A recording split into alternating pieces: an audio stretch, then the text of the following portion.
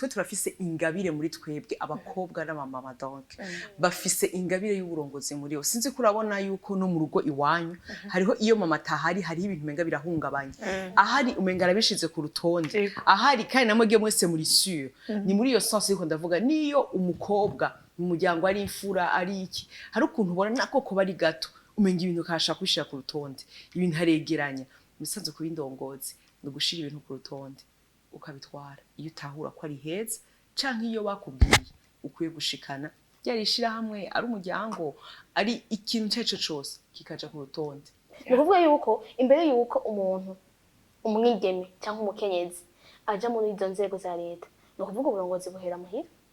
Mu bisanzwe baba bitwa ngo bamuteye iteka bakugomwe. Erega indongozi ntupfa gutora.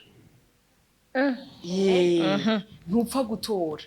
Niyo mpamvu usanga no kuma position agenda abakomeye basanga hariho n'ibisaba amatora kugira bose bemeze bati nakarabishoboye iki turakimweguriye nakarabishoboye. Kubera indongozi usanga ija ahantu ibintu vyari biri mu kajagari tuvuge uko ariko kose ukagerageza kubizana ku murongo ukabirongora bikava aho vyari biri muri rwa rutonde rutari rurigo ukabishira ku rutonde.